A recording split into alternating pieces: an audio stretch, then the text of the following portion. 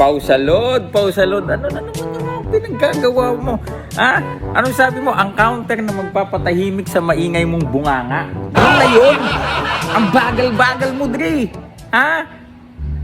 Yung suntok na yan, kahit matulog, umiglip ko muna ako, hindi agad dadating yun eh. Ayusin mo yung pagtitraining mo pa. Kasi ayokong masyadong one-sided eh. Kung sakali man na, di ba, pumasa ka kay Boss MG, kaya ayoko masyadong one-sided yung laban eh. Di na nga ako nag-i-ensayo para sa'yo eh. Di ba? Nag-ano lang ako, nagpupuyat, yan, tawag dito, nanonood lang ako ng training. Oo, pambira.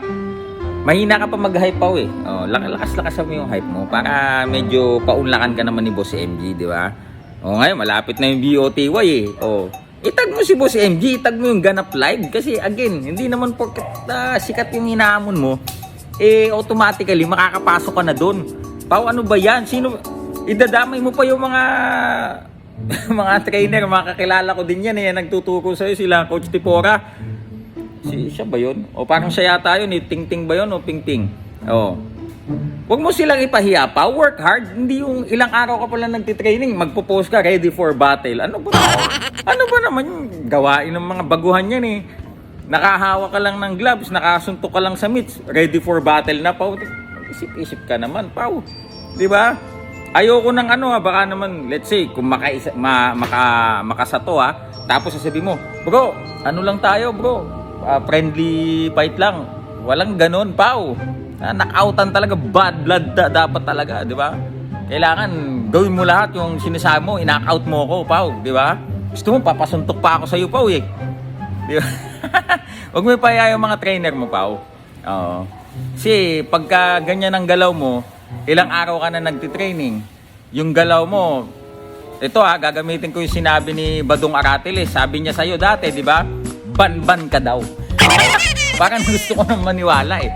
Pero syempre, bibigyan pa kita ng ilang pampagkakataon, di ba? Ayusin mo yung training mo, Pao. Hindi naman nakakahiya. Di ba? Or else, baka maniwala na talaga ako kay Badong Aratiles na ban-ban ka. Oh, gusto mo kayo na lang dalawa ni Badong, ako mag-isa eh. Pwede kaya yun? 2v1? Oh. Kaya lang, si Badong, mababa potassium.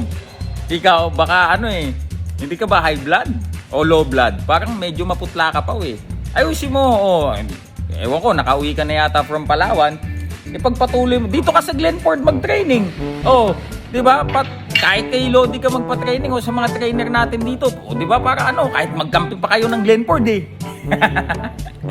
Di ba? Oh, dito ka na mag-training. Oh, gusto mo, mag-ano pa tayo dito eh. Di ba? Sparring na tayo agad dito para magkaalaman na, Pao eh. Di ba? Ginigigil mo ako, Pao. Huwag ganun, Pao. Di ba? Ayusin mo yung galaw mo. Mahiya ka sa mga bata, mga yung galaw mo eh. Gagagayahin ng bata yan eh. Kuya Jun, paalam ka muna dito. Kuya Jun, ayan di ba? Yan yung trainer namin dito. Ano yan? Former champion. Oh, di ba? Oh, so yung mga idol nako, paabot nyo dyan kay Pao, ayusin niya, ha?